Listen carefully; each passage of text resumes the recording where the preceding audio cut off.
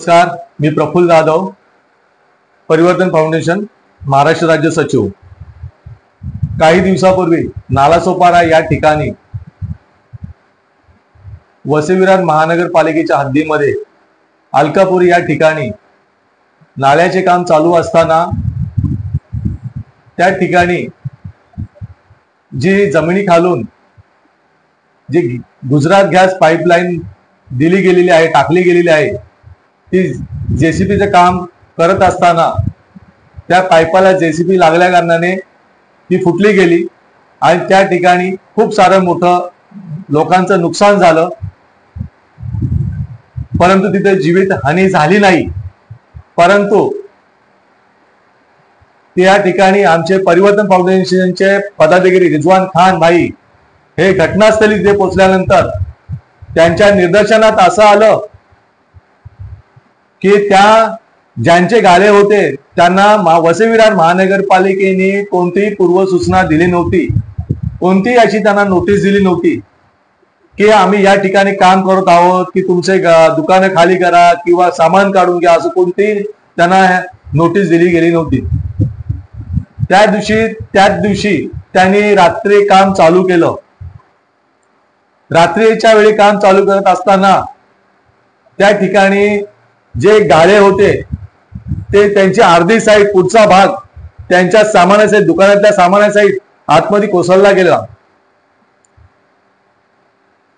त्या ठिकाणी त्या ज्यांचे व्यवसाय होते, दुकानदार, त्यांचं सुद्धा मोठं नुकसान झालं। आणि या विषयामध्ये ज्यावेळी आमचे परिवर्तनचे पदाधिकारी रिजवान खान होते, त्यांनी त्वरित पोलीस तक्रार, त्याशिवाय फायर ब्रिगेड या लोकांना फोन करून घटनास्थळी बोलवलं। त्या बोलवल्यामुळे तिकडचा जो अनर्थ होणार होता तो टळला गेला। आणि त्यानंतर परिवर्तनच्या माध्यमातून याच्या पुढे असं काय घडू नये,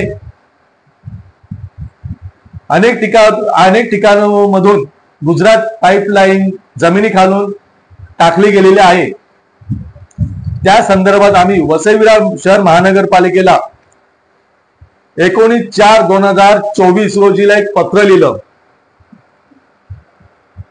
त्या पत्रामध्ये आम्ही असा विषय लिहिलेला आहे, 16/4/2024 मंगळवारी दुपारी अलकापुरी स्टेशन रोड यशवंत विवाह टाउनशिप जवळ नाळा खोदकामाचे काम चालू असताना गुजरात गॅस यांची भूमिगत गॅस पाईपलाईन फुटून झालेल्या गॅस गळती आणि या संपूर्ण प्रकारामुळे परिसरातील लोकांच्या आरोग्याला आणि आयुष्याला निर्माण झालेल्या धोक्याच्या गंभीर प्रकरणाची दखल घेण्याबाबत, म्हणजे हा विषय सांगितलाय की याच्या पुढे असं काही घटना घडू नये की अनेक ठिकाणी गुजरात गॅस पाईपलाईन टाकली गेलेली आहे। जर तुम्ही एखाद्याला ठेका देता, ठेका घेतल्यानंतर त्या इंजिनियरकडे, संबंधित पालिकेच्या अधिकाऱ्याकडे त्याचा मॅप, त्याचा नक्षा त्यांच्याकडे असला पाहिजे की कुठून गुजरात पाईपलाईन गेली आहे।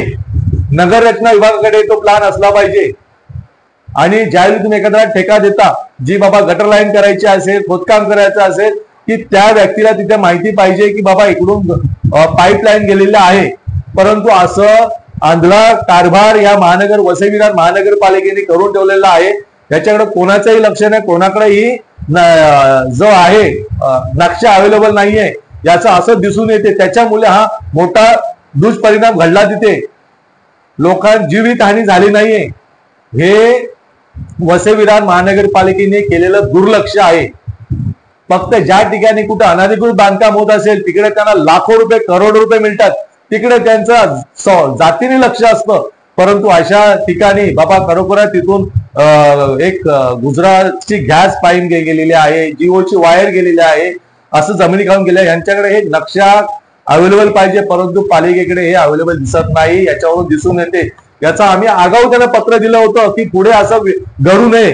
परंतु आता 2 दिवसापूर्वी द्वारका हॉटेल नालासोपारा या ठिकाणी तेच काम चालू असताना, नाळ्याचं खोदकाम चालू असताना, गटर लाईन बांधत असताना त्या ठिकाणी जेसीबीचं त्या पाईपलाईनला लागल्यानंतर मोठी तिथे दुर्घटना झाली।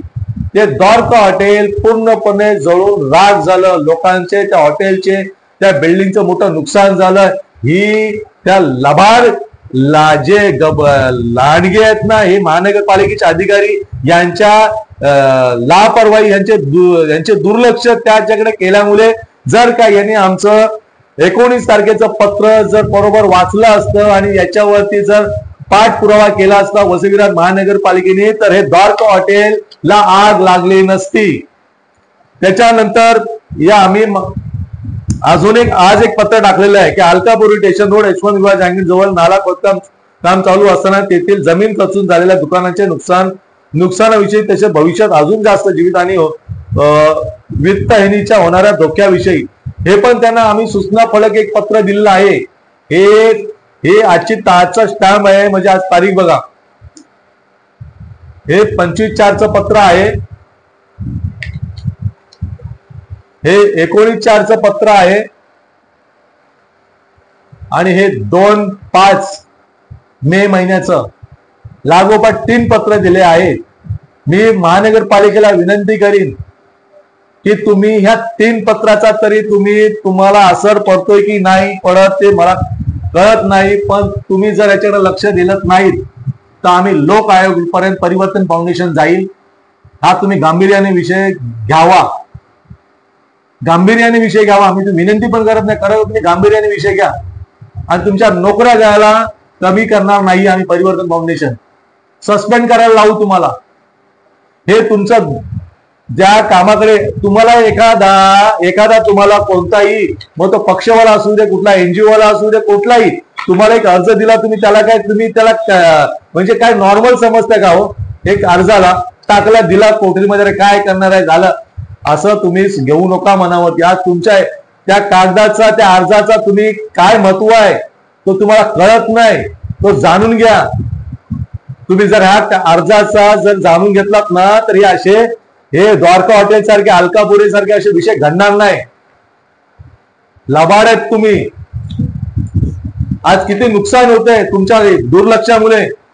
तुम्ही प्रत्येकाचा अर्ज कुठलाही असेल, अरे जाऊ दे, याने अर्ज केलाय, संपला. अरे पण खरोखरच तुम्ही मनाने काम करा, त्या अर्जाचा विचार करा की बाबा यांनी अर्ज टाकलाय, काय ते विषय गंभीर असला पाहिजे.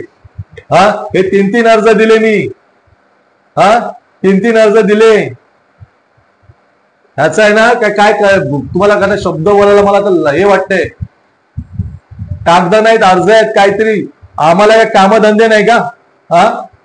परंतु आम्ही वेळात वेळ काढून काहीतरी, आम्ही म्हणत नाही की आम्ही विरार शोधू, परंतु कुठे किंवा वसई विरार महानगरपालिकेला कुठे काय आम्ही पूर्ण हे करू, परंतु काहीतरी कुठेतरी आम्ही अर्ज देतोय, त्याचा विचार करा लबाडानो. आणि करा. माझं तर पवार साहेब, अनिल पवार साहेब, तुम्हाला माझी खरोखर विनंती आहे, तुम्ही काम करा. खरोखरच जनतेने तुमची बदली होत असेल ना, तर जनते उतरली पाहिजे रोडवरती की आम्हाला अनिल पवार साहेब सारखेच आयुक्त पाहिजे. जरा लक्ष द्या. जय हिंद, जय महाराष्ट्र, जय परिवर्तन.